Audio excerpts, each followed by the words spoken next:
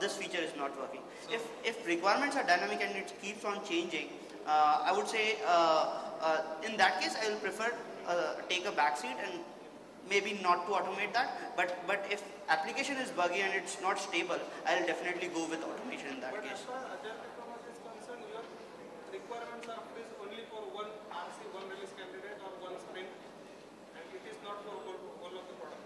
So that way, your requirements are going to get changed. Yeah. So I would say I go to what he said. If the requirements are like too many changing quite often, it's obvious manually if you have to test it, it takes more time for you to test it.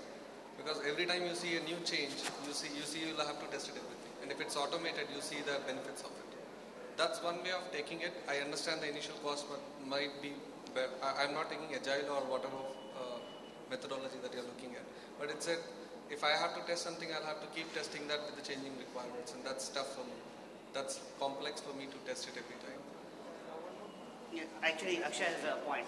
Okay, so sorry, so this is already time up, but so I wanted to just talk about a few things that were mentioned, and some of them are so like things like technical feasibility, right, of automating something or testing something new. So by the way, on the last point, so I think we should not look at automation as a delivery, as a product, right? Automation is an investment. It's an investment that you make to make sure that you have a safety net.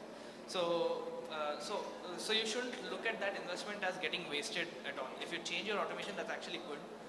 But the rest of your automation suite is telling you that the rest of the application is going okay, and you change only what has changed in the next sprint, right? So that's the way automation works. So if you have 100 test scripts of 100 functionalities that you have developed in one sprint, and in the next sprint you enhance 5 of those functionalities, then 5 of your test scripts will change or become obsolete, or you'll write new tests for them.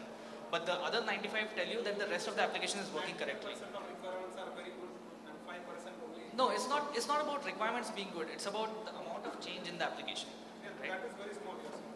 Correct. Well, in the next sprint, in the agile, the requirements will be varying very much. That was requirements will be varying very much. That was that background I was carrying, and just different point altogether. Small companies cannot afford those QTP is there and many other tools are there. So small companies, if they cannot afford, and manual testing is very much if it holds good for them, then why not manual? If to add one point, why he's sitting here. So I didn't see that point here. So the main reason why we look at manual testing is we prioritize whatever is the business priority, we look at automating that first. And there are certain scenarios or certain things which are less priority to business, and maybe you need not regress them.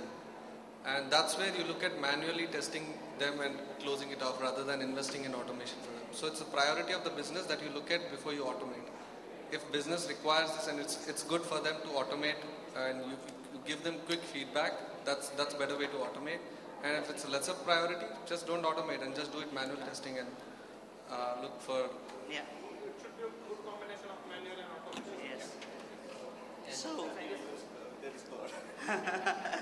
Commitment. What I feel is when you're in a manual, you are more creative, but when you're in automation, you are structured to one particular this. You have to automate this. So I think I'd say when you're a kid, you are more creative there. If you give while automating your steps, you need to be more creative. That is a skill on the coding there and this, but manual, what's adult testing just told that way. Yeah. Thanks, guys. It was a very good discussion. Actually, we all came up with very good points. So I'll just wrap up this. We all agree on that manual intervention is required. Some of the points we may not agree on. Maybe you want to have more discussions around it into the snacks session, and we can share our views there, how we look at automation, and we can discuss about it.